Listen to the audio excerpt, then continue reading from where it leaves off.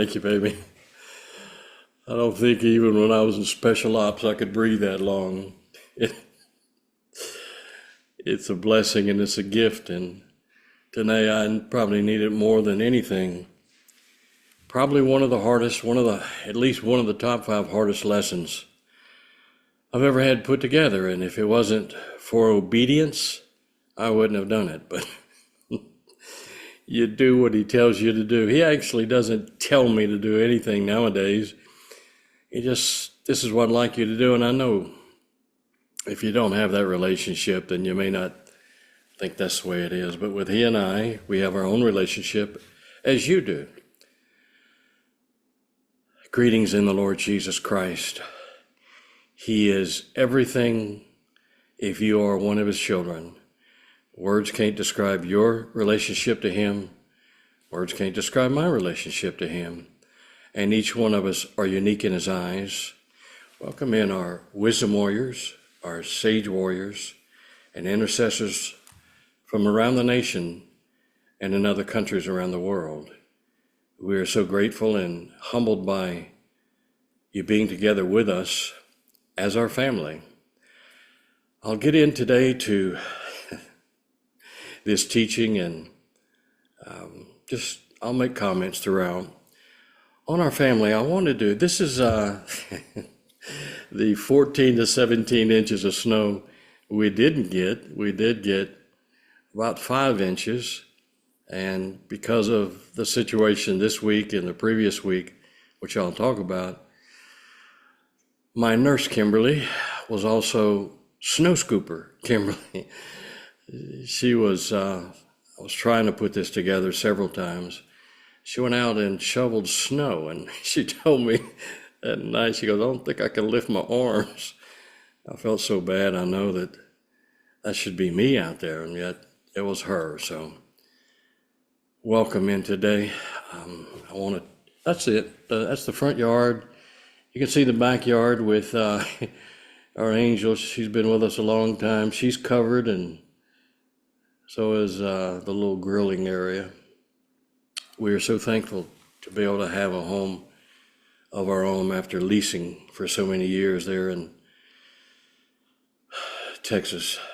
So, the National War Council, for those that send in your prayer request and those that donate, we are so, the words you begin to just, how many other ways can you describe it? Being humbled, being thankful, being grateful, sometimes tears of those that donate and make this possible.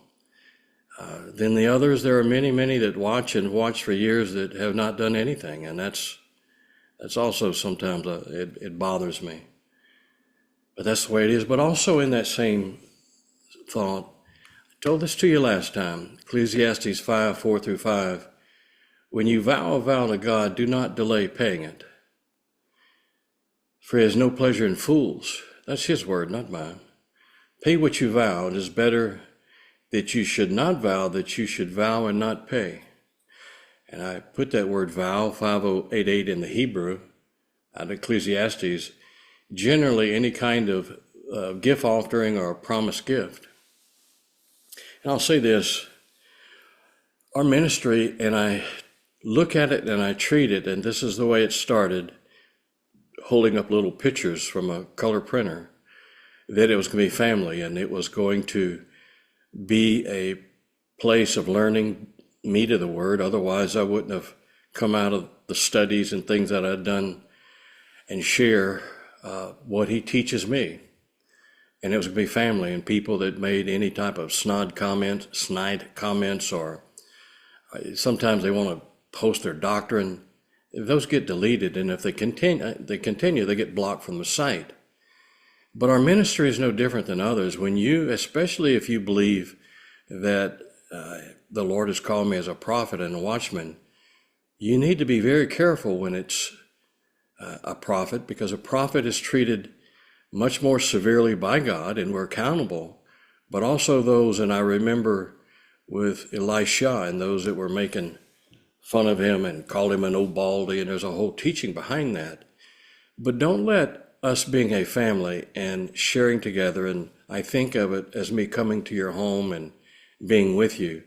Don't take it any less serious than you would any other church that you may go to or any other pastor that you may approach afterwards. Take it serious because the Lord does.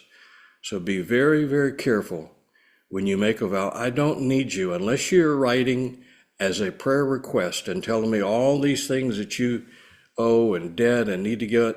And I understand needing a job and needing to have a promotion or any of those things, but don't post that and write out and say, I need to pay all these bills and I'm going to do some great donation. Don't do that. And that's more than one or two of you. So please don't do that. Not only don't do it from the site, but for your own sake. If you're going to make a donation, then make a donation. And try to do it the way that I try to encourage you to do it.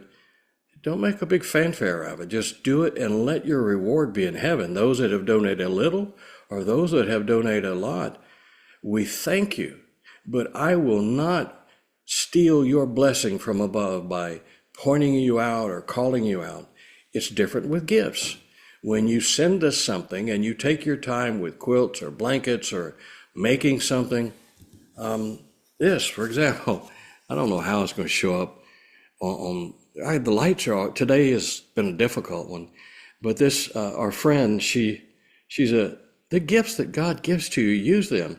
There's an owl, there's a possum, and there's 2 raccoons down at the bottom.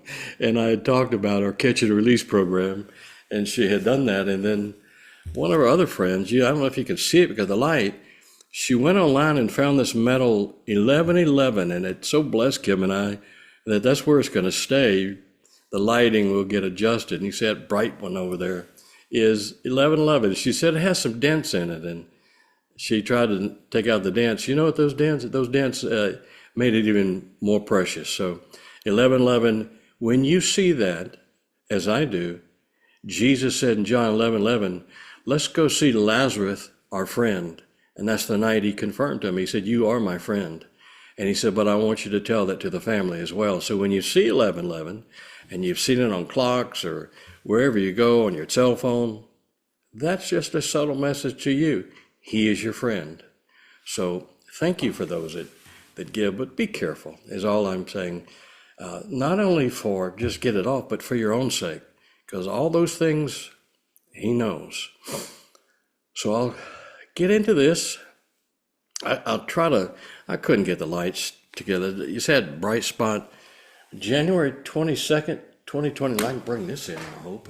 It's like I said, been one of them days. There's a microphone in front of me. It's all crazy today. Let's see what I can do with it. All right, there it is. Bear with me. There's January 22nd, 2026, this week. 21st anniversary. President Trump and Melania. So I wanted to wish them a happy anniversary. Mr. President and First Lady Melania Trump. You can see down at the corner, January 22nd, 2005. That's our First Lady, and I guess I still call him occasionally the Donald. That's the Donald making one of his moves, I believe. Real estate baron, the mogul, a deal maker, and I'm going to talk about that today. I support him. I have supported him. But that doesn't mean it's like anyone I've told you. I don't care who is in the office, who's occupying the White House. If there's something I see scripturally, or if there's something I see for this nation, I'm going to point it out. And on previous administrations, they thought it was just because it was a Democrat or because Barack Obama was black. It had nothing to do with it. Like I said, I don't care if you're purple. So let's see. We'll move to this because I'm going to show you today one of the most powerful principalities today in the world. And this I'll show you this week is and last week and the week before, we've been battling. But I'll show it to you from Scripture. You can't just assume that when people say those things. But inside, and this is where I give the president C-, if that. Inside Trump's Iran warning, okay? And the unexpected pause that followed. So you can see I pointed this out, right? Let's see. Help is on the way. Keep protesting. Take over your institutions. Help is on the way. On the right-hand side, one Iranian citizen who witnessed violence during demonstrations and protesters, quoting him, are still waiting on the United States Special Forces to act in Iran. Quote, they can come and help us. We can finish the job on the ground, end of quote, the Iranian who requested anonymity for fear of retribution. Of course, retribution. The Iranian Revolutionary Guard will show up at your door, pull you out, and you'll never be seen again, probably most of your family. So my point was, and continues to be, January the 22nd is when unexpected pause, you see that at the top. So I'll say this, Mr. President, you do all that barking, at least for Iran, right? You took care of Venezuela and all the Democrats are howling and upset, but those that have had children or friends or others that went through an overdose and died, they applaud and they clap, and I am too. A main supporter of China and Russia right there in Venezuela and pouring drugs into our country, as well as Mexico, by the way. And so you had your eyes set on Venezuela, and you should look at Cuba. But you took your eye off the ball here. And this is what they said on January 22nd. The unexpected pause. So, okay, if you had to move assets from where you deploy them for Venezuela and steam back as fast as they could to the Persian Gulf, don't say anything until they're there. Okay, here's this little thing again up on my thing. I don't like it in my way. Okay, so here we go, right? Remember I told you said the killings have stopped. And I told you last week, that's baloney. You ought to know better from not only the Mossad, right, but our CIA and military intelligence. We have 17 intel agencies throughout the military, okay?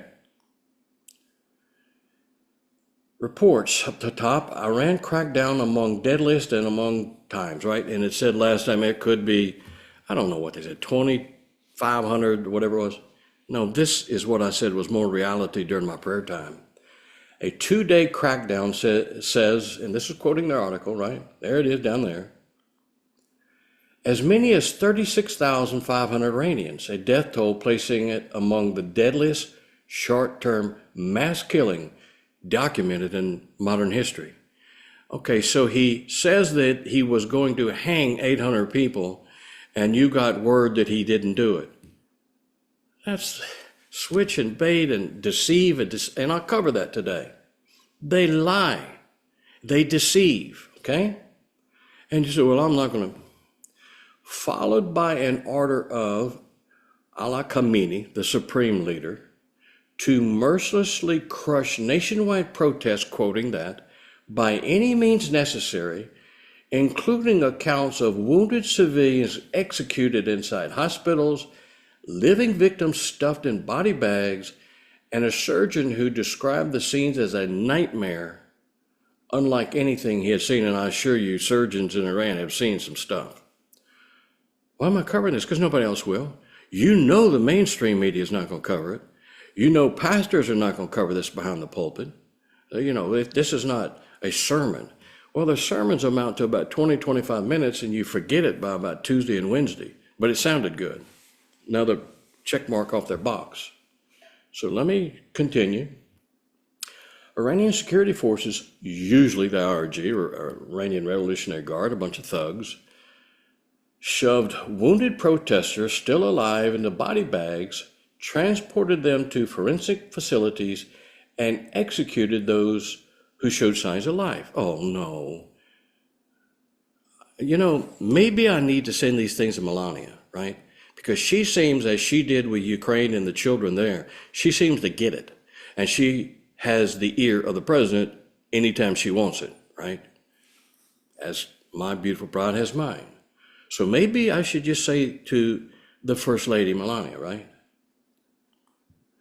Document the case of a young protester who survived by pretending to be dead inside a body bag, hearing gunshots as security forces executed wounded civilians who moved or moaned. The survivor remained motionless for 3 days, escaping only after families stormed the facility in search of loved ones. Brother Jim, I don't want to hear these things. You better wake up. You're not going to be able to hide your head in the sand, and I don't want to hear these things much longer. You see what's happening in Minnesota? And I said this 3 years ago, and I pointed out some cities. Well, it ain't happened yet. Oh, it's coming. Those cities I pointed out, you better go back and remember them. Minneapolis, that's just the beginning. This was a strategy that has been in place for a long time, right? Billions of dollars in taxpayer money in Minnesota. This guy's still the governor, and they're doing everything they can, the Democrats, the Socialist Party, right? It's not the DNC anymore, the Democratic National Committee. It's the Democratic Socialist National Committee, right? Whatever you want to call it. So down, I didn't want to highlight some of these things. Staff reports seeing both oxygen tubes, ECG leads, and catheters still attached. Evidence they say that patients were removed mid-treatment, left to die or executed. Does that sound like they stopped killing Mr. President? The media line obtained a message from a nurse who said patients were being systematically executed, included wounded individuals taken directly from operating rooms and shot at close range. The nurse herself was killed later. That's why I report this stuff. When the Lord said, this is on my heart, and I was at heart attack range, should have went to ER, but I asked him, I said, should I go? Because my heart was hurting, and I had never felt that in my life. He said, no, you don't have to go there. You're not going to have a heart attack. Okay. So let's go a little bit further on how they're cracking down. This guy, Senator Kennedy, he's from Louisiana. I should have known, right? He's comical to watch sometimes, the way he has these Democrats squirming. Is that the word, squirming? So he says, we're still letting Iran sell all to China? Where do you think they get their money from, Mr. President? If they're selling to China hates us, so does Russia, so does North Korea, which I pointed out in the Drums of War about 3 or 4 years ago, right? So we're really cracking down, but, we went and you did the bombing, okay, on the nuclear sites where you were basically, your ratings were in jeopardy, right? So you did that. So I said down at the bottom, we're still letting them sell to China? Okay, it says, we are not sure how China would react to an oil embargo. Well, we better worry about that, huh? Because if the Chinese don't like it, we're in trouble. That's not the woofing I hear you saying. That's not the one that says, all the Secretary of State says, he means what he says and says what he means. That doesn't sound like it. And this is a Republican senator who supports him. This mayor, right? Whether Bill Meyer or whatever his name is. I like what he said. I just saw the article because of Kennedy. Why couldn't President Trump have just droned the Ayatollah's rear end? He didn't say that, or something. It seems like that. So even these people say, why don't you just bomb this dude? It's funny how Israel went to Hezbollah, right, and knocked out every one of their leaders. Whoever replaced them got killed, okay, got assassinated. The same thing in other areas, like down in Yemen, wiped all of them out. And yet, we haven't touched this guy. We haven't touched those around him. Now, our Iranian Revolutionary Guard. So I said last time, please do something instead of all that woofing, right? Now you have assets in place, and I expect it within 24, 48 hours. Bomb their nuclear facilities back to the cave age, right? But target the Iranian Revolutionary Guard barracks, military sites. Bomb them to the ground. These are the thugs going in and dragging out. If it's 36,500, it's probably 40,000. It might be close to 50,000. And I showed you last time where the protests were kind of waning. They're waning because they're killing so many of them. They have ran out of space in their prisons, and the morgues are stuffed full, burying them on the side of the road because there's no room. And why is that important? I ran for Jesus.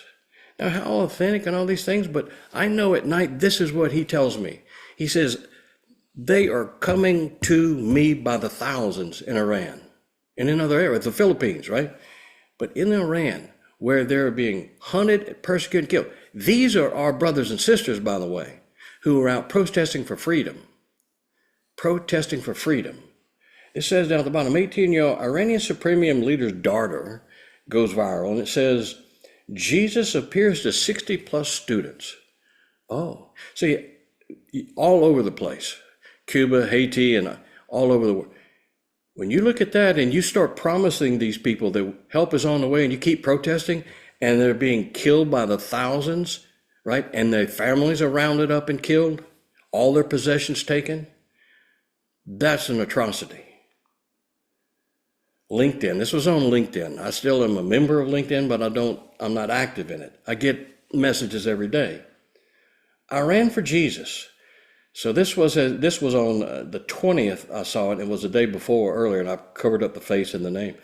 Supreme Leader's daughter goes viral for her testimony. With over 260 mosques burned to the ground, the estimate of Iranians becoming Christians are between 800,000 to 1 million. Make Iran the fastest growing Christian community in the world. That's why that's why he puts it on my heart as a prophet. Is I am doing the work around the world, but I am doing it in Iran, showing up personally. This is how tough it is. Bare shoulder, no hijab, viral. Look, there it is on the bottom. So you can see it. I didn't make it up. 260 mosques burned to the ground. Bare shoulder, no hijab. Khamenei's aged daughter wedding sparks outrage. Oh my goodness. Now this was back, I believe this was last year. Wearing a off-shoulder, revealing gown with a barely there white veil. Besides westernized clothing of the bride, many women in the video are seen without headscarf. It says a headscarf, triggering criticism about the double life of Islamic Republican officials. These people just want some freedom. First of all, to be able to dress, and that's her gown, and it sparked an outrage. If it was anyone else, she'd have been stoned, by the way. Islamic Republican official, an aide to the monster himself, right? So let me show you, and I'm going to the last vision he's given to me. These visions are costing me. These visions are, everyone, I want to see a vision. Be careful what you ask for. I want to be a prophet. No, you don't. And be thankful for the gift you have. The Bible says all that should prophesy, right? Treasury escalates Iranian sanctions. Well, obviously you didn't get to the oil. Illicit shadow fleet as regime engages in economic self-immolation, right? Here's what I want you to see. This is what the vision is on that I'm going to share with you. Treasury will continue tracking tens of millions of dollars that the regime has stolen and is desperately attempting to wire to banks outside of Iran. That's happening as we're talking about, right? I'll show you more clearly in the vision he gave to me. And the vision is what started another round of all the stuff. So, that's on maybe to the First Lady, that when he says all these things and people are dying by the thousands, being tortured, that you should have backed it up. C- at the best. You are, as I said to Donald, a business mogul, real estate, phenomenal deal maker. You have allowed people to say Merry Christmas again. The things you have done are amazing.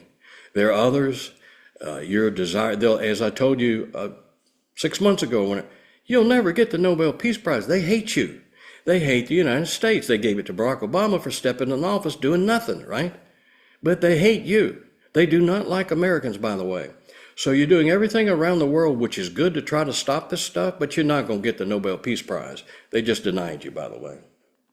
I saw that before it ever happened. Revelation 18:2, and he cried mightily with a strong voice. Now going just touching back on last week. He cried mightily with a strong voice, saying, Babylon the great is fallen, and has become the habitation of devils. That is the Hebrew 1142, evil spirit and demons. And the hold of every foul, that is the unclean, the Hebrew 169 spirit. And that spirit is the Hebrew 4151. You can look it up in Strong's, used of demons in this context. and a cage of every unclean, hateful bird. And that hateful is detestable, buzzards and vultures. Used 3 times, right? Used 3 times. And then I showed this to you. Vultures, buzzards, these bat-looking things. So I showed you the beauty of God's creation in the birds, right?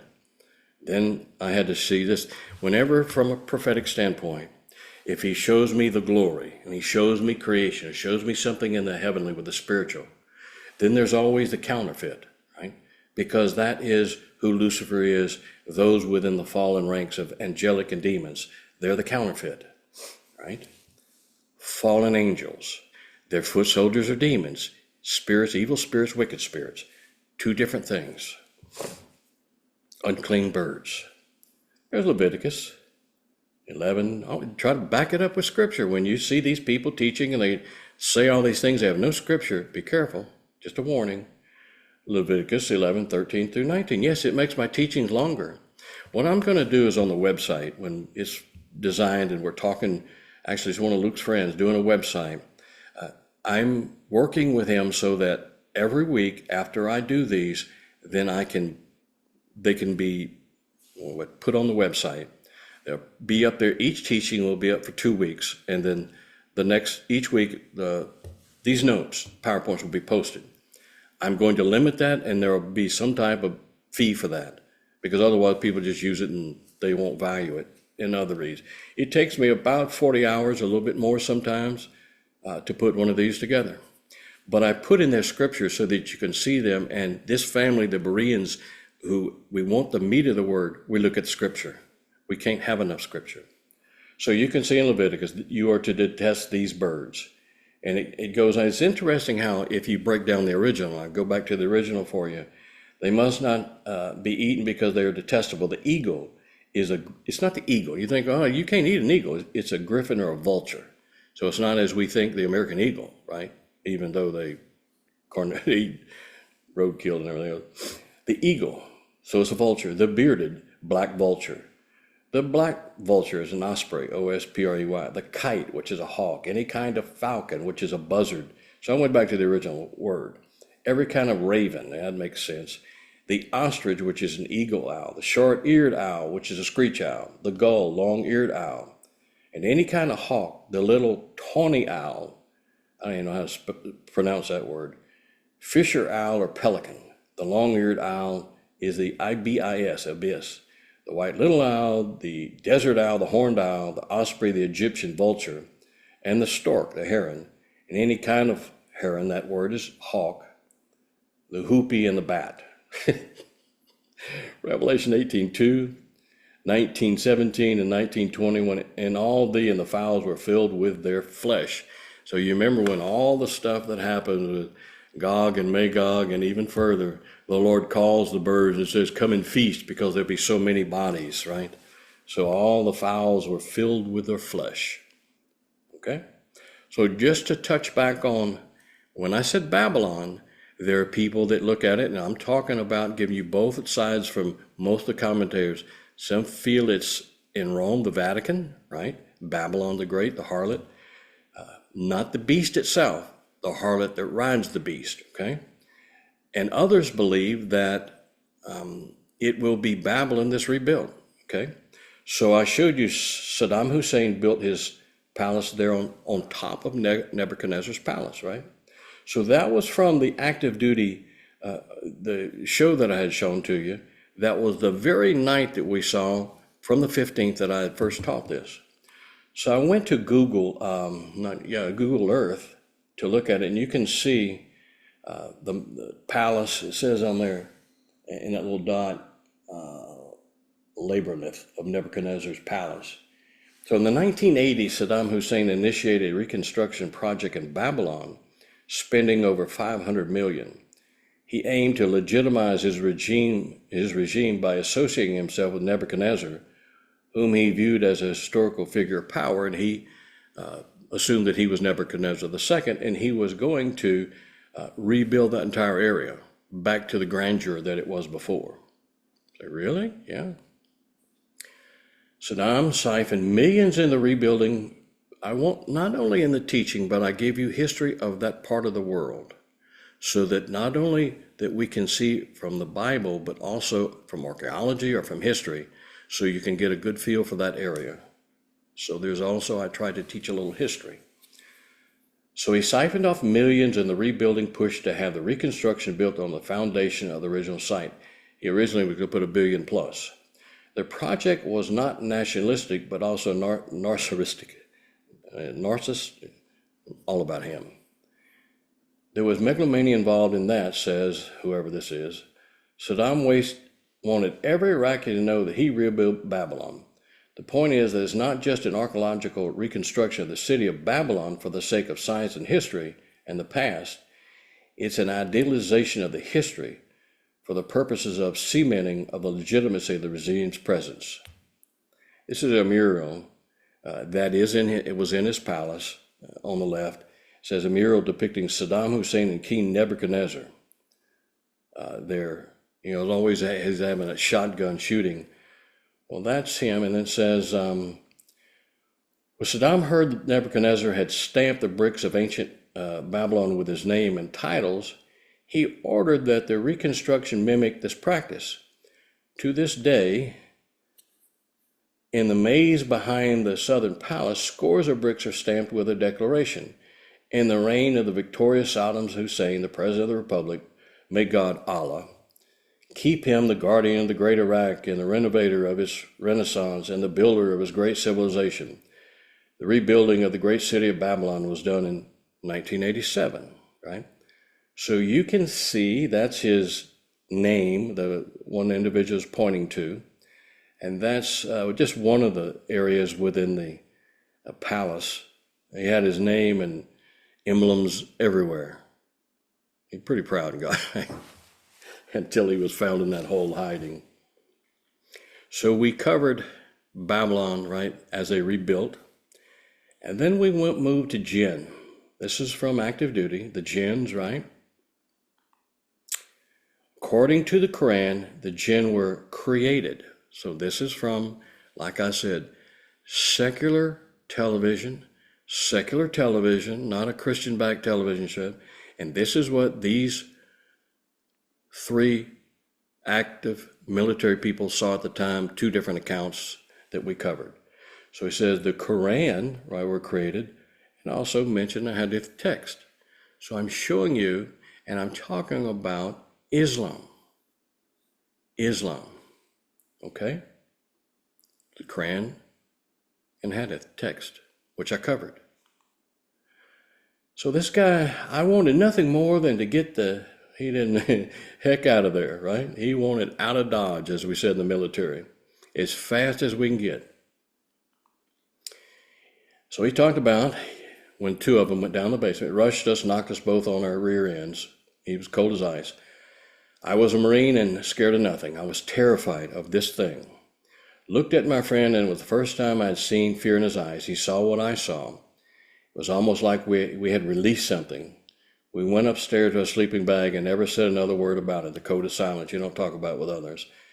I did not sleep all night long, seeing that wood shape later that it had seen in the basement still sends chills to this day. I still can see some of the things I did during exorcism of those 2 years of manifestations and things flying around and just, I had no idea what we had encountered. I was terrified in firefights, and he was every day in firefights. And they had to go clear the palace of explosive devices, IEDs. But he said, no, I knew I could rely on the guy on the left and my right, especially once you move into special forces or special ops or something, specialized teams. It was thinned out so that the people you were with, you could count on.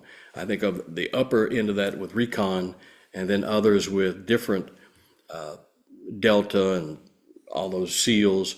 And we were on ships and went all over the place with the SEAL, the UDT, underwater demolition teams, and they were tough. They were rough guys.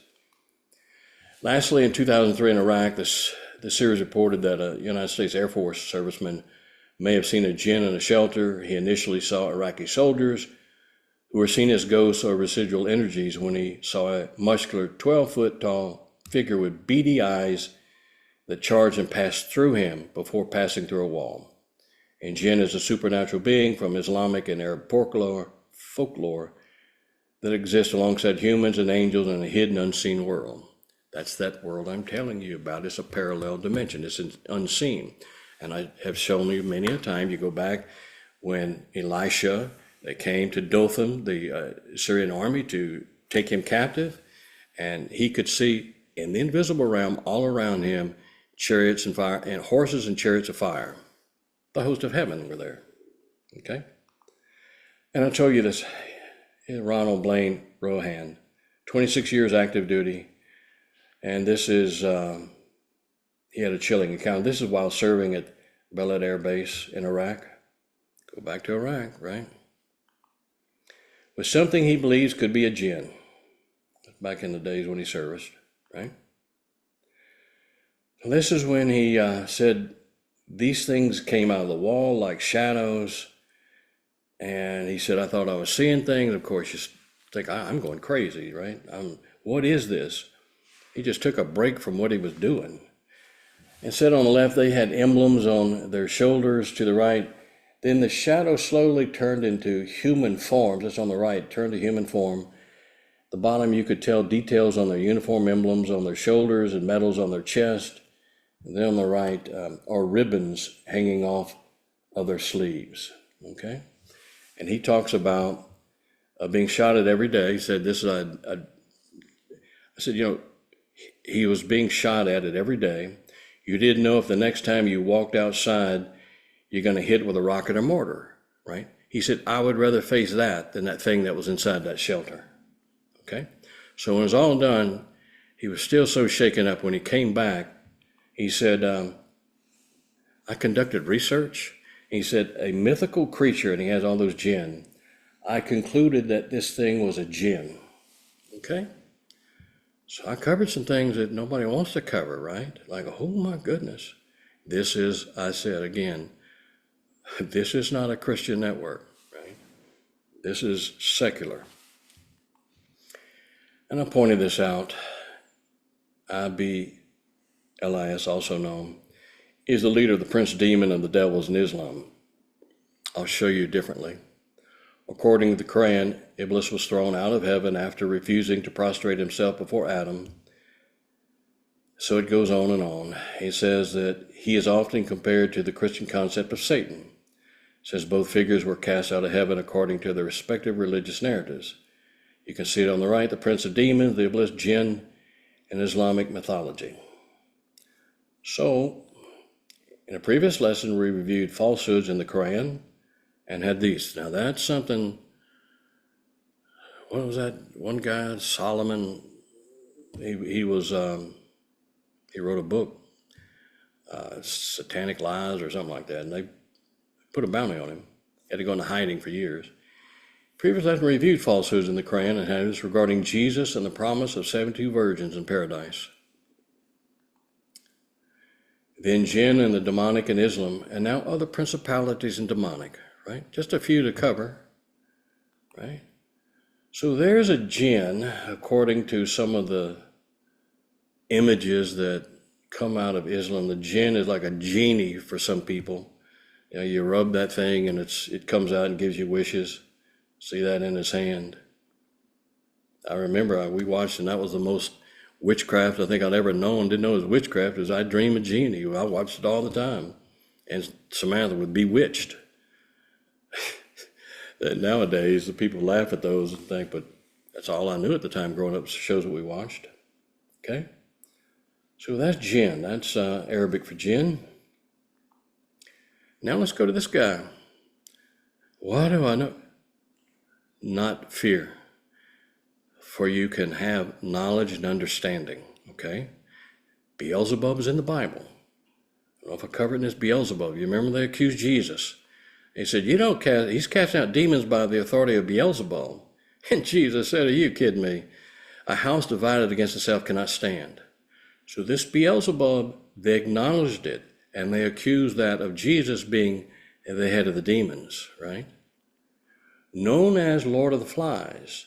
It is a name derived from a Philistine god formerly worshipped in Ekron and later adopted by some Abrahamic religions as a major demon. The name Beelzebub is associated with a Canaanite god Baal. There we go, Baal, right? Baal worship. Beelzebub is known in demonology as one of the 7 deadly demons or 7 princes of hell. Oh, Lord, I'm not teaching on these things so you can all teaching you on. I don't even scratch the surface on the stuff he's taught me about that realm. I told you when he had shown and I'd gone to the heavens years ago, it was a few months later he said, now I got to show you to the other side. I would have preferred not to see the first, so I'd had to see the second. Beelzebub represents gluttony and envy.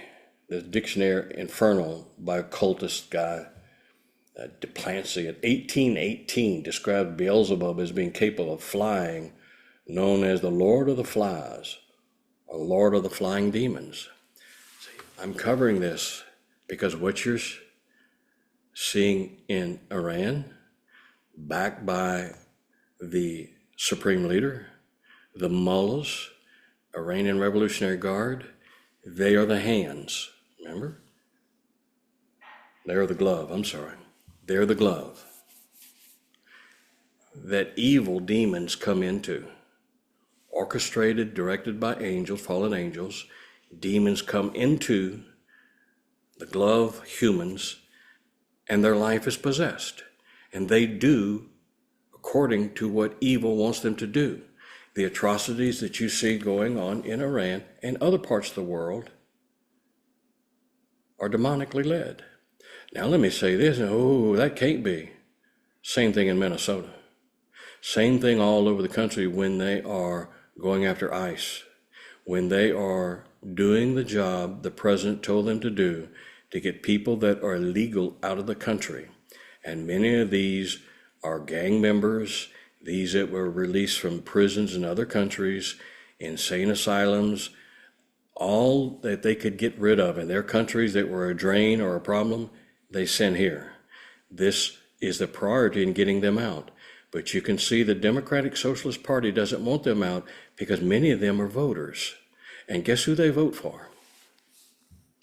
So just to cover that, so you can see that he just doesn't say these things, this is a list of the 7 that they had mentioned. Amadeus, which is one of the most powerful in the whole realm. And you can see these: Behemoth, Beelzebub, Revelation. I replace this guy. Okay, they say a fairy. No. Look at Revelation 9:11. They have a king, now not a prince, a king. So Lucifer, call him the dragon of old, the serpent of old, the Hasatan. So he's King of Kings, right? Because Jesus is King of Kings and Lord of Lords. So in order to counterfeit that, he has kings beneath him and princes that rule and reign as kings over nations. I'll show that to you. Kings that I have shown to you in the past from Deuteronomy 32 that were the sons of God that were corrupted. Look at Psalms 82 and 89. Jim, it's deep. Yes, it is the meat of meat. And yet in this family that have followed us, we understand that because I've been teaching on it. If you're new or see a few shows, you're like, what in the world is all that? You probably would. So you can look at these, and I have said, the angelic that were immediately, as lightning, Jesus said, right? He saw Satan fall like lightning. He didn't fall, he was cast out instantly with the third that committed treason, right? So you can see that. So there is the angelic ranks with different ranks of authority, principalities, powers, and rulers. Then you get to spiritual wickedness, right? So look at Revelation. They have as a king over them the angel of the bottomless pit. Angel, right? His name is Hebrew Abaddon, and in the Greek he is Apollon. I've taught on this. So 3 times in Greek 3, it's used 1 time in the New Testament. It's the Greek 3, Strong's Concordance. His name means ruin or destroyer. I remember a particular church I was going to, and it was probably one of the best teacher I've ever sat under outside of college. It was just a few years out of college, right? And people were coming from all over the country to listen to this person teach. And on one of the recordings from the office at that time, one of this coven satanic group that was coming against the church and leaving blood and chickens and everything else all over the doors and pentagrams said on the thing, and it was a demonic voice, and it called itself the Destroyer, Apollon. I'm after you and all that other stuff. So, show this to you. Abaddon, destruction. So I don't make these things up. There's the Greek, right? I'll show it to you in the black. Supposedly that's him, but they have all kinds of designs of him. Ruin, destruction, the place of destruction. The name of the angel prince called him a king, right? Angel prince of the infernal regions. I don't know what Dante covered. There's 9 that I know of that I've seen, right? The ministers of death and the author of havoc on earth. It's size-wise, it's hard to even imagine. They talk about with Lazarus, there was a gulf between them, between paradise with Abraham and those from the Old Testament up to John, right? And then the side where the rich man went, right? And you couldn't pass. So here they are. Asmodeus, king of demons. So that's one of the most powerful. And you look at these and they have the angelic. Demons are their foot soldiers, right? Demons are those from the Nephilim, right? The Watchers, the Nephilim, then the giants. The flood came and they could not go to heaven. Well, they wouldn't go to heaven anyway. He didn't send them to heaven. He said, you'll remain on earth. They had no body. They're spirits, right? Evil and wicked spirits will be called the rest of the life. But there's angels over them. Asmodeus, Astaroth, the great Duke of Hell. I mean, the thing is large. So it's not just death and hell, the fourth rider. It's a kingdom down there. Dante counted different levels. There's Baal, king ruling over 66 legions. Keep that in mind. 66 legions. You remember what Jesus said to Pilate? He said, look, if I need to, I can ask my Father, and he will send 12 legions of angels down. Say 12, that's, he meant government, number 12, right? If I wanted to, he would send 12 legions. The government would be my government on earth. He said, but I can't do that. I have to go to the cross, is what he knew. But he said, if I wanted to, I could call 12 legions. Remember when Israel, one angel went out, one night, 185,000 Syrians, right? Killed them, one angel. So you can imagine 12 legions of angels, right? This has 66 legions beneath him. Demonic. Behemoth, monster of chaos. Hagar, principal demon of sloth. Beelzebub, lord of flies. Just talking about when you're looking at the Middle East and what's going on all over the world, and now you see it breaking out all over the country.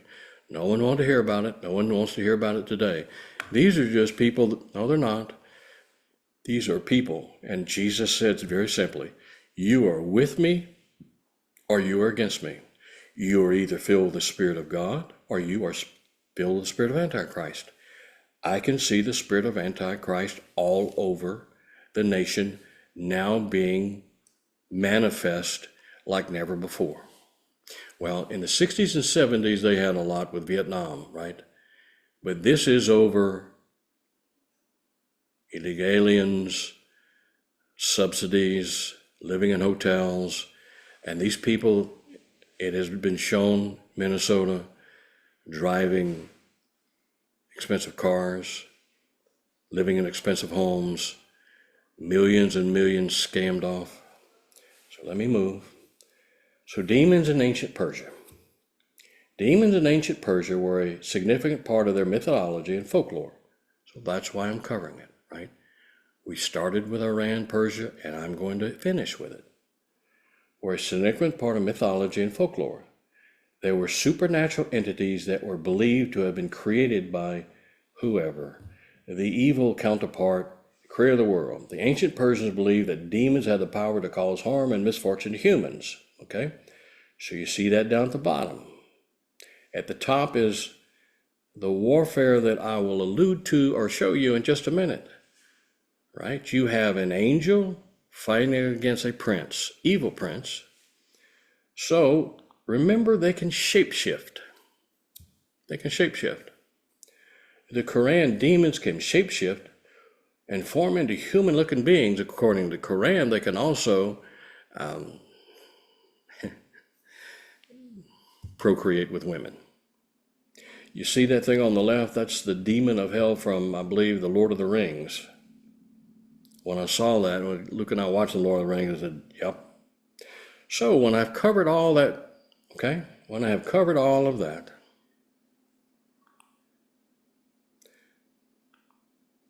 (214:104). The first reading was higher than that. I didn't even want to tell Kimberly. 12:15 that night, right? So I went to bed at 9 something. She anointed me with oil, went to bed.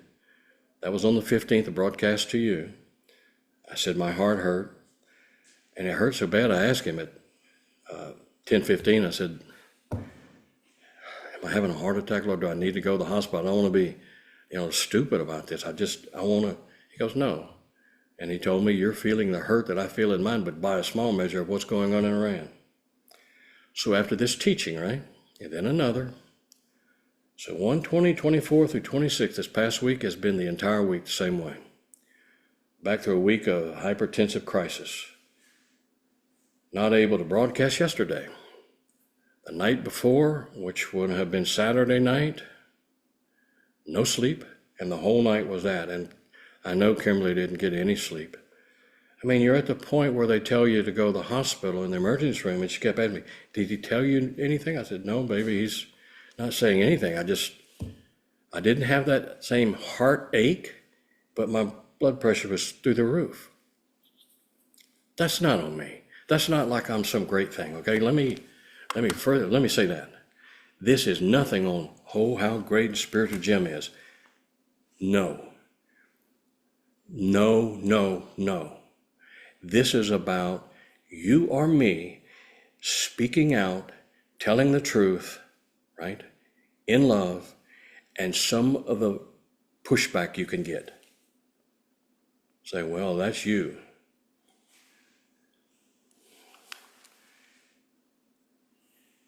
Angelic warfare were one of the most powerful principalities. I'll show you, I'll prove it to you, right? When you talk about Iran or Persia, Iran. 2 times in my life, I've heard the audible voice of Lucifer, right? The last time I told you when we lived in Canyon Oaks is when the prophet, or when the apostle did not prophesy when he went to Israel. I prophesied over Lebanon, Syria, Lebanon, it wasn't Iran at that time. Lebanon, Syria, 3 of them. It'll come to me Jordan. Yeah, it was Jordan. Lebanon, Syria, and Jordan. Prophesied, facing Washington over them. And for the next week, it was this. And that's when our friend, who was a minister, she said, and was a nurse, you better get him to the hospital. All that to say is, there takes a price for sometimes speaking the truth, right? And telling you the truth so you can be aware of it. Not so that I would prefer, because I love my wife and son, not to do any of this. That's the truth. I mean, that's transparent in love. And he knows that, and he's here with me, is I would prefer not to do any of this other than just take teachings on different areas that won't get this done to you. There it is. I messed that one up. One of the most powerful principalities in the universe throughout history. It's tough to put this one together. It is one of the most powerful principalities in the universe throughout history. The prince of Iran, Persia, with legions of demons. Remember I told you to keep in mind the one had 66 legions, right? A principality, a prince, right, is over a nation. In that realm, they are a king under the king Lucifer, Satan, the red dragon, the serpent of old, right? Under angels are different levels of angels, right? You have the prince, and underneath them are foot soldiers by the millions and millions. I don't know, you call them legions. I don't know how many legions it would take, right? And I've said, when the Lord went into, landed on shore and Legion approached him, right, as his name, he said, what is your name? He said, Legion. Why is that? Because there's so many of them. There's 2,000 in one man, right? So how many are throughout a nation? Prince over Iran, Persia, with legions, demons, is one of the most powerful in the universe and has always been. Not because it's fighting and that's the warfare going on, right? But I want to show that to you from Scripture, right? You can't just make up something like that to sound good. So where do you go from Scripture? Remember that picture I showed to you of, oh, where is it? That one up in the left-hand corner, right? To prove it to you in Scripture. So when these ministers say, I'm under attack and all these things, and they do that to motivate for money. I'm not looking for your money. I'm telling you the truth to prepare us for not only today, these things are going on, that's going to intensify. It ain't over, right? It won't be over when Trump is gone. This is the crossroads of the country. So let me prove it to you. Daniel 10, 13 through 14 and 20 through 21. The prince of the kingdom of Persia, he wasn't talking about the dude on the ground, right? Withstood me 21 days. Now this is a powerful angel speaking. I do not believe this was Gabriel, because Gabriel is one of the archangels and very powerful. So it was a different level angel. Withstood him for 21 days in battle. But Michael, the prince regent Michael, the archangel, he's a prince regent, right? One of the chief princes came to help me, for I was there with the kings, I'll have to show it to you, of Persia. So I went back to the original text of the Septuagint. I left him there with the chief of the kingdom of the Persians. So it's not kings of Persia as though there were many. He said, I left him there with the chief of the kingdom of the Persians. Okay? The prince of Persia, the prince of Iran. 21 days battle with a powerful angel that was not able to withstand him, but had to have the prince regent Michael come, right? And came to make you understand what has happened to your people in latter days, for the vision for days yet to come. Then he said, do you know why I've come to you? But now I will return to fight against the prince of Persia, right? And when I get out, behold, the prince of Greece. Greece wasn't even formidable yet, right? You had Babylon, Media, Persia, then Greece. It wasn't even formidable at that time. I behold, the prince of Greece will come. But it was in the spiritual realm. It wasn't formed in the natural yet, right? You didn't have Alexander the Great at that time, or his 4 generals. But in the spiritual realm, it was already established. But I will tell you what is inscribed in the book of truth, okay?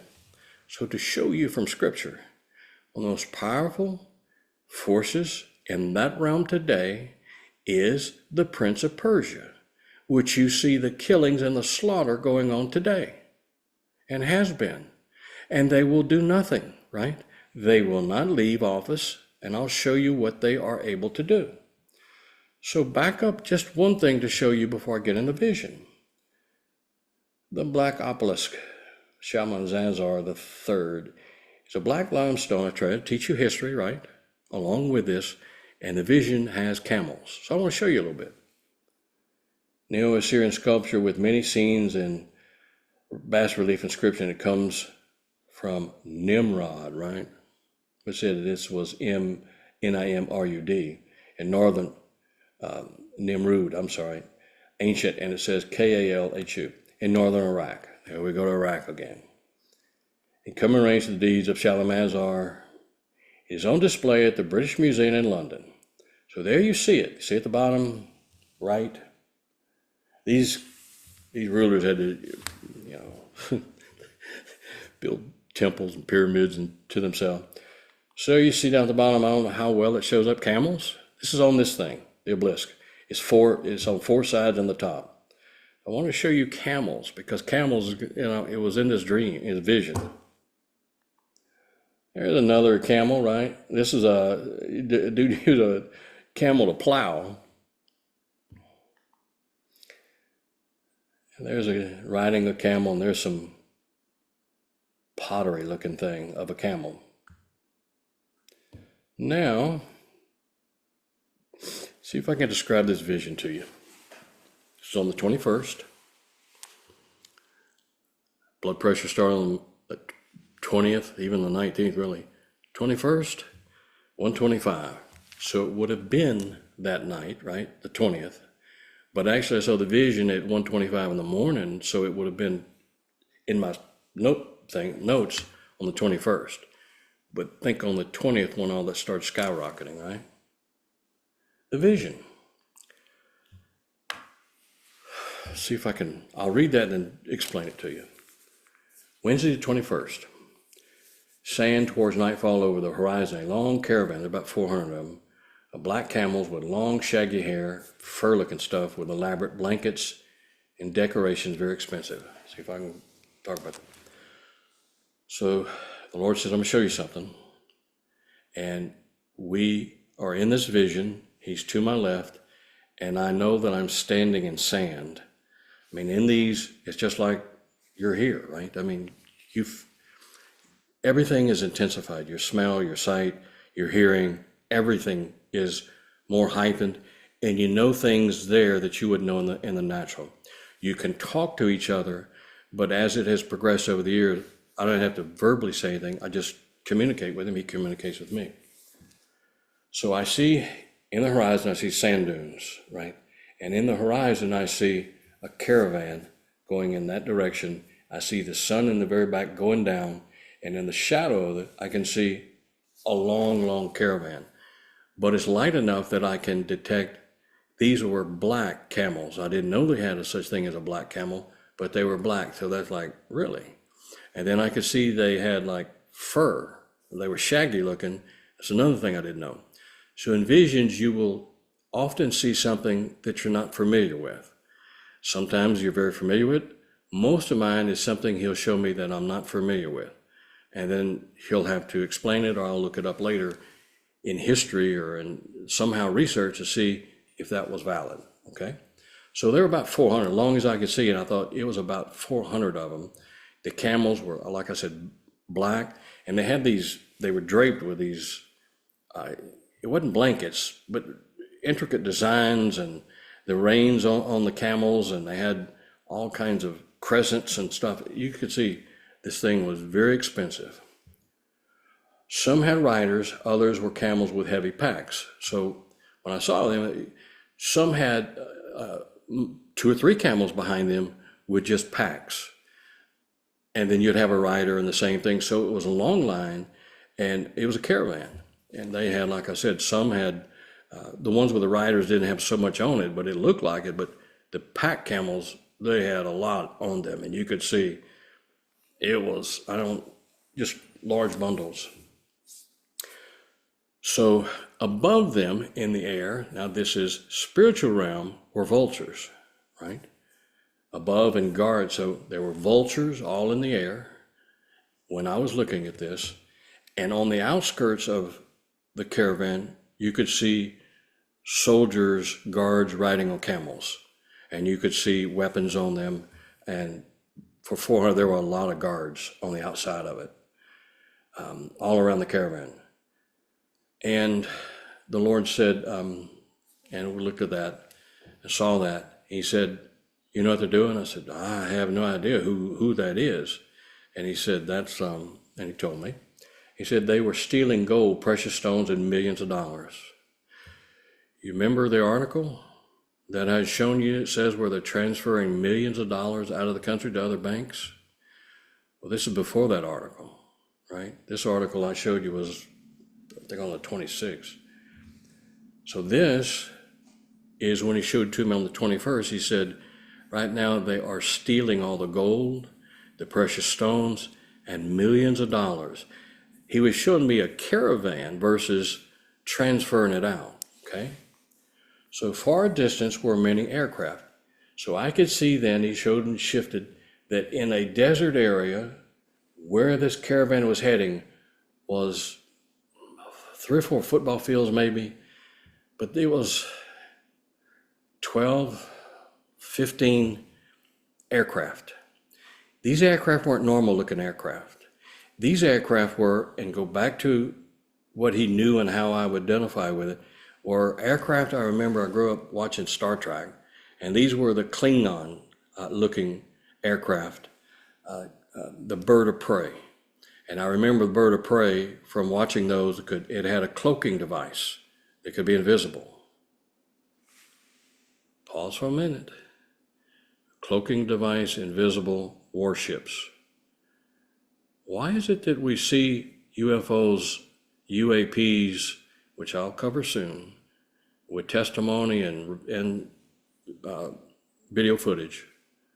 How can you see them and they disappear and appear and disappear? Just a side note. So these things were on the ground waiting. Like I said, 12 to 15 of them, they looked as bird of prey. They weren't bird of prey, but he showed me bird of prey to show that they were evil, that they were bad. And I remember it was the Klingons always, were against Star Trek and the evil empire against the good empire, right? So that is how he showed it to me, waiting for the caravan. Everything felt evil and creepy as the vultures continued their watch. All the wealth of the people in Iran was being taken to other countries. And these are the things he's telling me: Russia, Lebanon, Yemen. He said a lot of them is taken to Russia. They already have that escape route where they'll go, and they will drain the Iranian people of all of their wealth. And he said, time is critical. During this purge, many are coming to know. Yeah. So he said, so when all of this is going on, he said, right now is critical, the time, right? This is 21st. He's telling me how many are coming to him. He's showing up, he's giving visions, he's giving dreams. People have no clue, but he's showing up to many, and they're coming. He says, time is critical. During this purge, many are coming to know Jesus, but will be left with nothing to rebuild. He said, those that survive this, there will be nothing, right? There will be nothing financially for them to be able to rebuild their country if something doesn't happen, right? This is what he showed me. So I went through, and I did not know. So that's not all the vision, but that's kind of what I saw, but it was over the horizon, but still it was daylight enough that I could see and make out things. And you could see they were blankets and elaborate designs, but a lot of them had that crescent moon looking thing and things looking in Arabic, right? So I looked and I didn't know they had black camels. I always saw another camel, and I never knew they had shaggy hair. When I realized now, or through my thing, I saw shaggy hair. Now from another scene that he knew that I would understand, in the air, right? In the air, in the spiritual realm, they call that a balrog. A balrog. It's a dragon-looking thing, right? It is evil. And bats. Not bats, but these bats were like the size of a car, right? These balrogs like the size of a bus.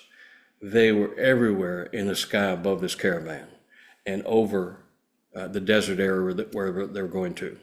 This is part of the vision, right? That you see these things, and he knows what to show me so I can understand it and then later look it up and interpret. We call this thing a balrog. It's a dragon, right? And then these bats, like I said, about the size of a car, and the other one about the size of a bus. Hundreds of the things in the spiritual realm above. That was the bird of prey, right? So when I saw that, I immediately thought evil, right? And thought of cloaking, thought of those things. So I looked it up. The Klingon bird of prey is a type of warship used by the Klingon Empire known for its versatility and cloaking device. Today's technology for UAPs. The The bird of prey has a distinctive design with a central body, a forward head and neck, and a pair of wings that can move for different flight modes. Okay, that's on the left. So I saw that, and think of this thing. I couldn't find a picture of it, so I just something close, out in the desert waiting for that caravan to load up and take off. They were normal jets, but he showed them to me as bird of prey. They weren't the bird of prey. They were regular, some type of very expensive jets, right? And they were on the desert, and it was, I had 2 or 3 football fields, giving them enough distance where they could take flight. Now, on the floor of the desert at that same time were all these jets waiting, right? It was covered with snakes and scorpions. Spiritual realm, right? And that's the best picture I could come up of vultures. Again, vultures, right? Large vultures. These bat-looking things and the dragon-looking things. So the whole scene was demonic, right? So just on a few of these, even in that area of the world, Judaism believes about demons evolved during and after the Babylonian exile. The Hebrew Bible refers to various spirits, including the adversary known as Satan. Demons are often linked to the fall of angels and are seen as forces opposing God. They're not angels. Christianity, many Christians believe in demons as malevolent beings that can possess individuals and tempt them to sin. The New Testament includes accounts of exorcism, although some interpret these as metaphors for mental illness and other conditions. So I showed that to you to say that's baloney. Jesus did not cast out a mental illness into 2,000 pigs and then rush into the ocean, into the sea, right? That's what they tried. Well, it must be a mental illness. And they treated them for years like that. If you were possessed, when we had institutions for quote unquote the insane, that's where they'd put you, right? And I remember in high school, part of my job during the summer, I worked for Coca-Cola and we'd go fill Coke machines, right? And several of them happened to be at one of the largest in the South. They're in Austin, a huge complex hospital for the mentally ill. You did not want that route, but of course the Lord made sure I had that route with the driver. In Islam, demons are known as jinn, which can be good, evil, or neutral. They're believed to influence human behavior and can possess individuals. Okay, just to go back and confirm. Hinduism, you can see, Buddhism, Zoroastrianism, dualism of good and evil, obstacles to enlightenment, adversaries of God's chaos. So every religion and the indigenous tribes here, they all have some type of good, bad. I wanted to show you this last one. I found it interesting, so I try to share something with you with these Tom Cruise fans. Thetan. In Scientology beliefs, the concept of Thetan, I guess, is a spiritual being of self that constitutes true identity of a person and is distinct from the body and mind it inhabits and controls. Scientology teaches that a Thetan is immortal, right? Has lived through many past lives, does not cease to exist at body death, and is typically reincarnated into a new body. This is Tom Cruise, John Travolta, and some others. Scientology also teaches that a Thetan can temporarily separate from the body in a process known as exteriorism. The concept forms the basis of Scientology's understanding of consciousness, personal identity, and spiritual development. The term is derived from the Greek letter theta, and in Scientology represents the source of life and life itself. See, it wasn't bad enough I teach on Islam. I have to go further and get piled on with teaching you some other things. But he said, what is Scientology about? Now you know. The Thetan is a person himself, not his body or his name or his physical universe, his mind or anything else. It is that which is aware of being aware, the identity which is the individual. One does not have a Thetan. Someone keeps someone apart from oneself. This is from the Church Scientology in 1992, from their core belief that a person is a Thetan, an immortal spiritual being that resides in a physical body. has innumerable past lives, some of which were lived in extraterrestrial cultures. Well, isn't that interesting? Extraterrestrial cultures, which outside of Earth means some type of extraterrestrial, right? That's interesting. Scientology doctrine states that a person undergoing the practice of auditing will eventually come across and account a common series of past life incidents. Channeling, they go back and say you can talk to all these lives that you had before.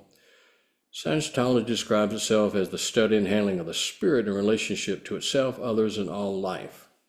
Okay, I'll go further down. You can see that. Believers reach the full potential when they understand themselves in the true relationship to the physical universe and the Supreme Being.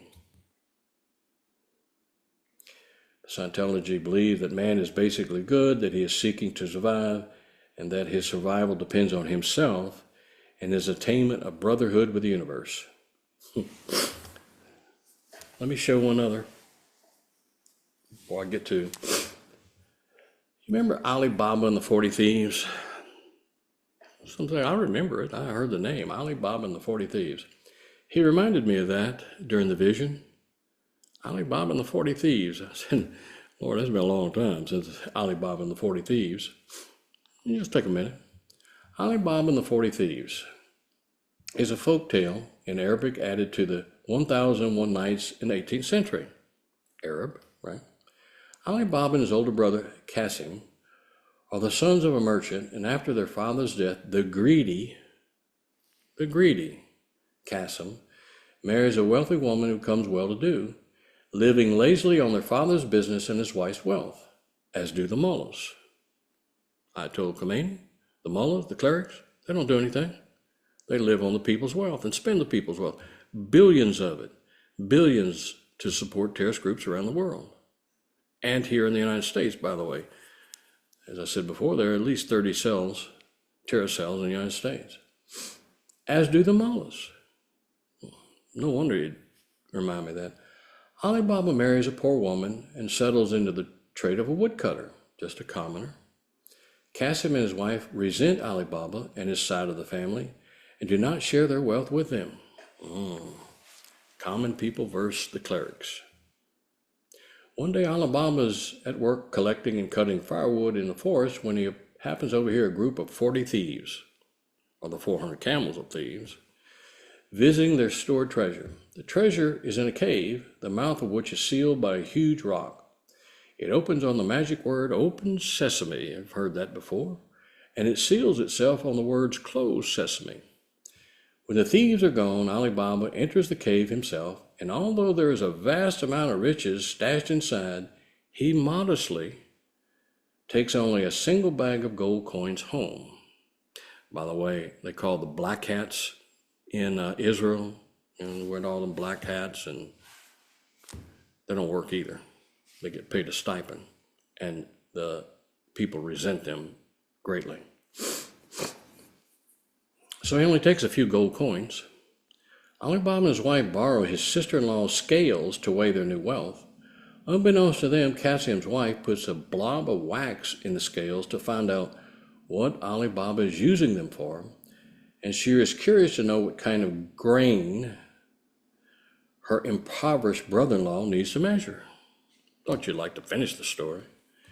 To her shock, she finds a gold coin sticking to the scales and tells her husband, under pressure, modern-day torture and executions by Ali Hussein Khomeini and the RRG,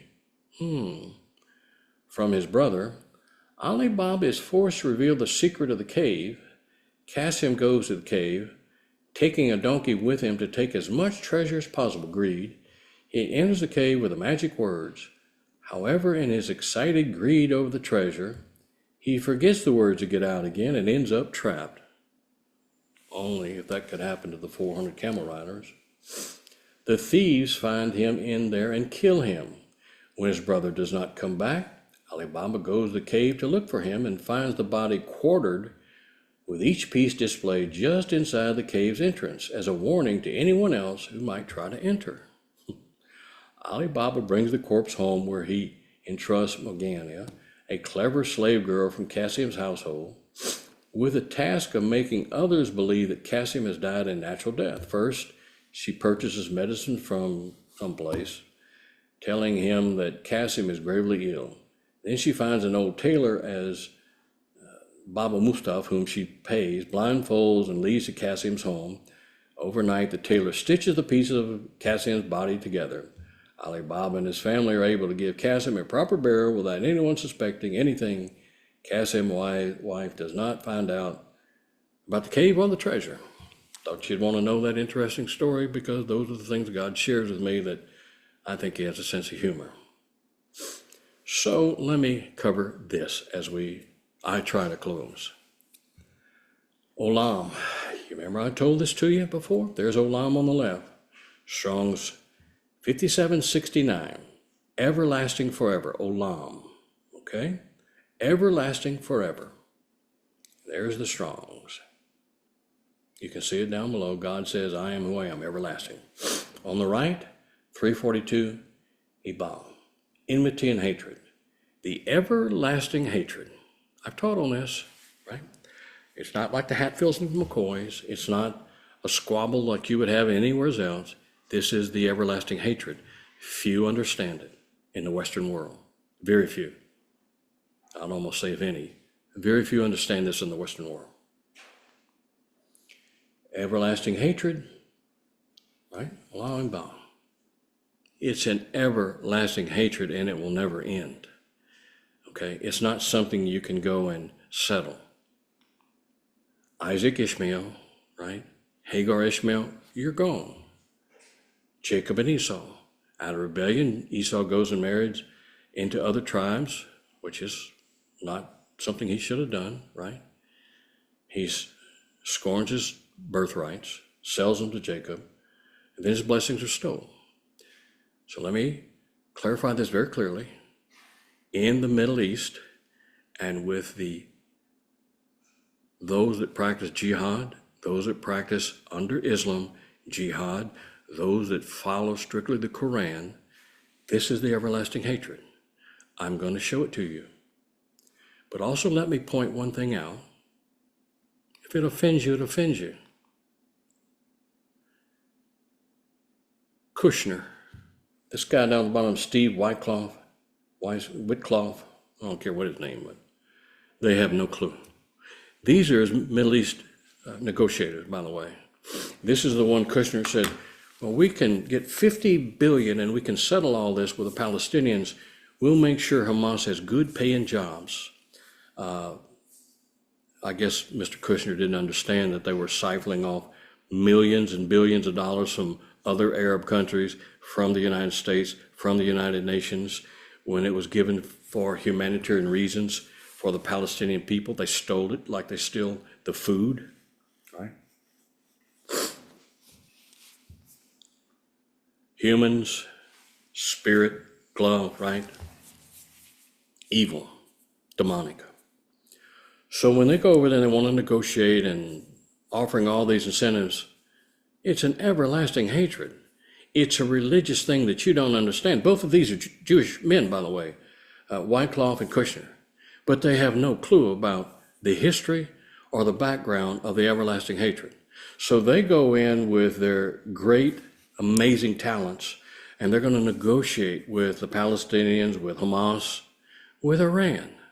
They're going to negotiate with Iran. Wow.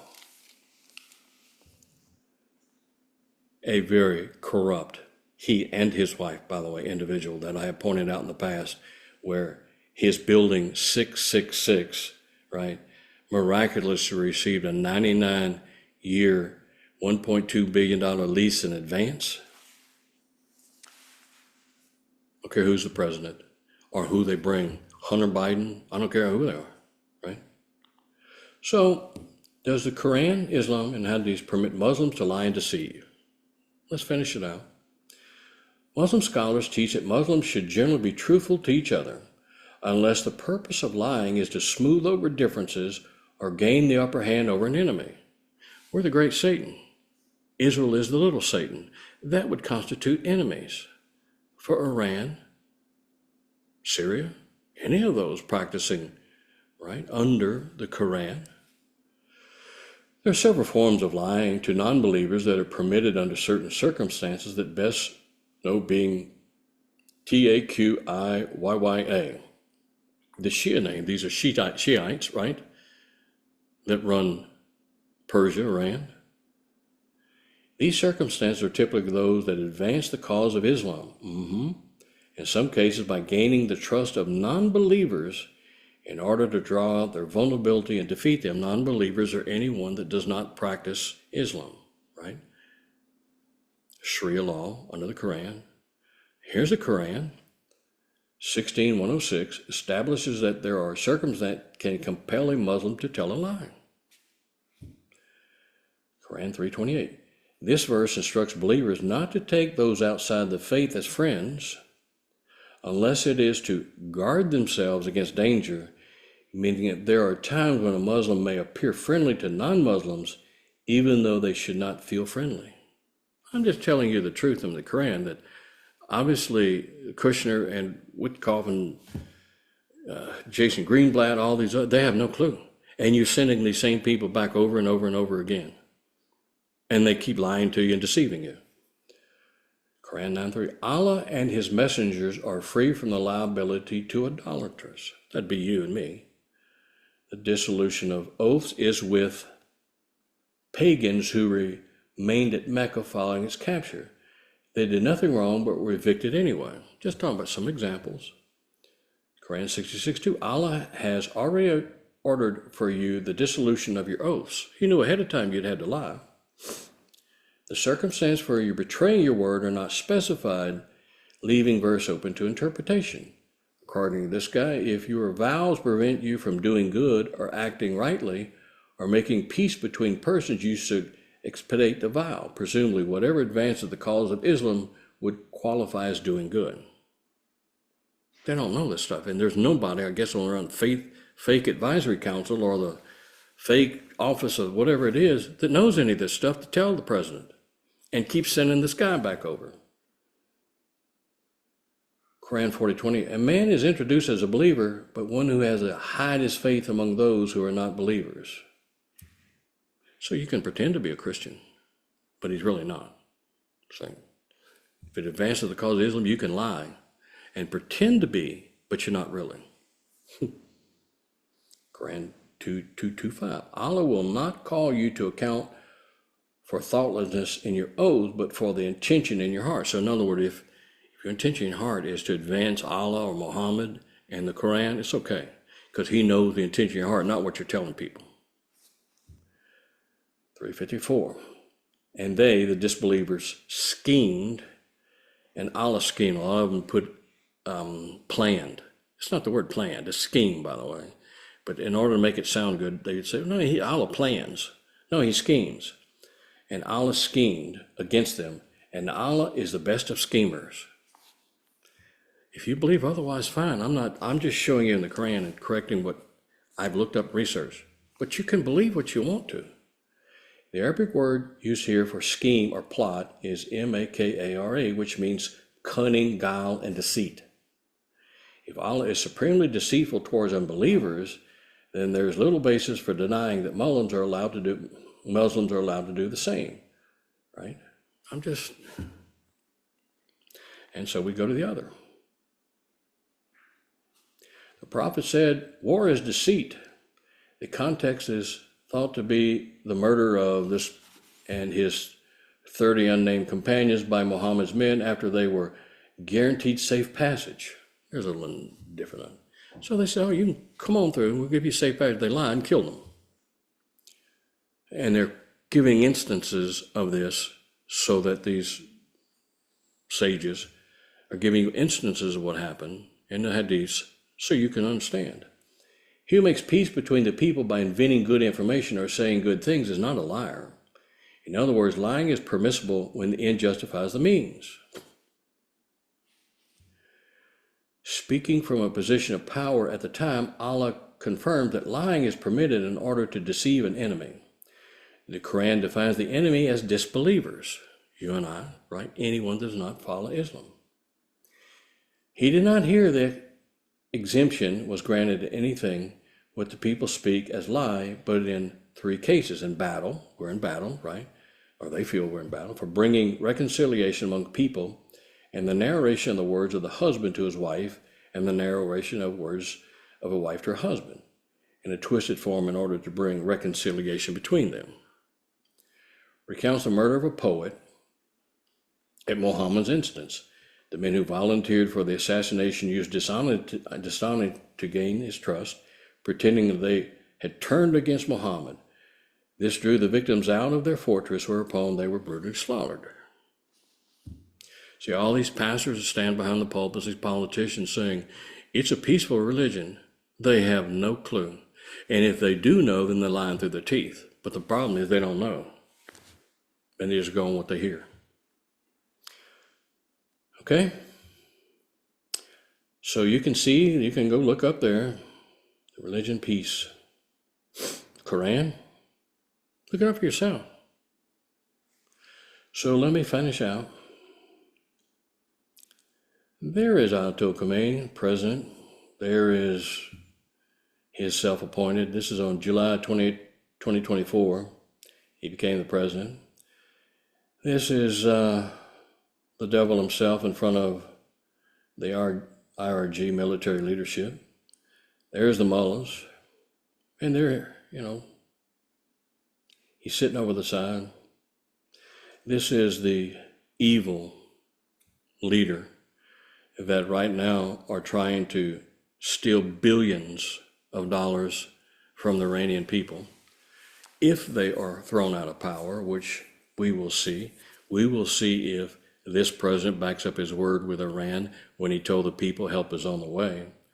I find it interesting, and I don't ask the Lord a lot of things, and I believe that's the reason he answers my questions, because I don't ask a lot. But they are mentioned, Gog and Magog, Iran. So if they are driven out of power right now, are they reconstituted, and who leads the Shia at that time? But they're aligned with Russia because Russia equips them.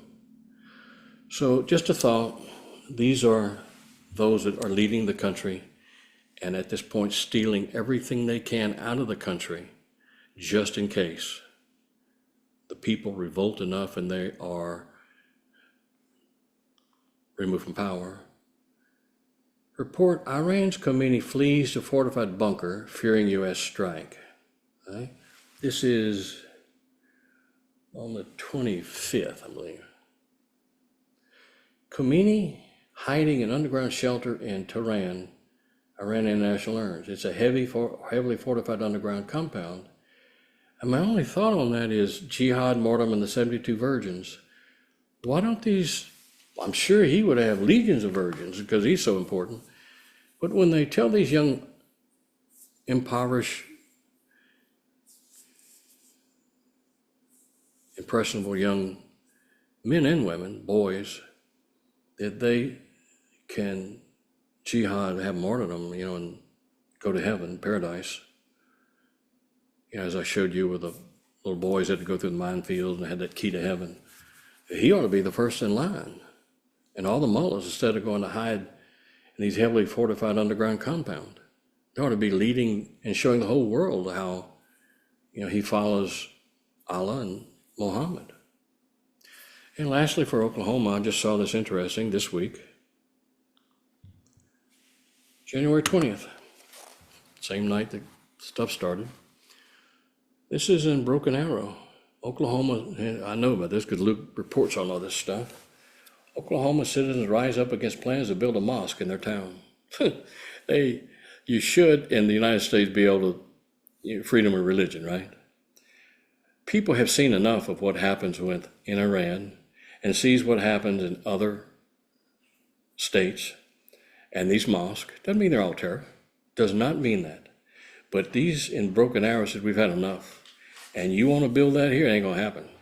Now, they can come up with zoning. They can come up with traffic congestion and all types of things that they put pressure on the city council. But I found it interesting that the citizens in this state, now that we live here, and Broken Arrow is 15 minutes away, they said, no, it ain't going to happen. So you can see there are towns across the nation that they are starting to say, not in our town, right? not here. And as I said, we have plenty of Muslims that follow us. Those in Iran, I want you to take this teaching and I want you to send it to as many as you can as you use these in your Bible studies. And I encourage those in our family that if you have contacts there these last few weeks, be sure you get it there, because we started out on love. And our Father said, I love them. Allah has no place in the Quran where he says he loves them. And the Hadith says nowhere in there does he say I love them, nor does Allah, this phony God, right, small g and Elohim, does he say that he covenants with them to give them guarantees. Our Father does. Jesus said, I'm the same yesterday, today, and tomorrow. And so when we went through love, right, I covered the Quran where there were false things about Jesus. So we covered that, right? And the Hadith, I covered that. And then we've covered this. So hopefully, the Lord willing, I'm through with this. We will see what happens with the president. We will see what happens with the people in Iran. I'm praying for you. I've been on my face, so has Kimberly, praying not only for the people in Iran, but for this nation, those in Minnesota, right? The law enforcement, those that are there. It's sad to see law enforcement go against law enforcement, right? When you have a corrupt governor that should go to prison. Yes, he should go to prison. And I'm going to teach in the next few weeks, because it is the other thing on the Lord's heart, and it has been on mine, and it will get a blowback, I know. Where's the accountability that the president has promised on all of these people? I had hopes and confidence in Pam Bondi. Pam Bondi has been, to me, a complete failure. I don't see anything with Comey. I don't see anything with Brennan. I don't see anything with all of those, right? Barack Obama, Joe Biden, Bill Hillary. I'll go through that. Where's the accountability that was promised? I got the economy and I got all the other things, but this two-tier system said it's going to be over. Well, you got all your people in place and there's nothing happened.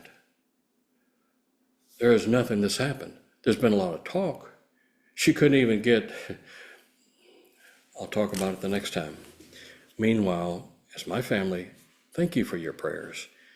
We pray for you continuously. Those that donate, we pray and continually ask the Lord to bless you. Good measure, pressed down, shaken together, and running over. It's interesting, it says, where men will give unto you, right? We're in this world, but we're not a part of this world.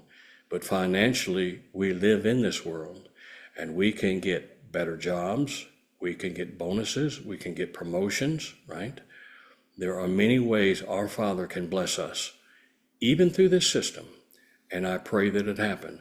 Same thing with our farmers and some of the breaks they need and some of the tariffs against others, right? In all different levels of farming and ranching. And I talked about the meatpacking companies.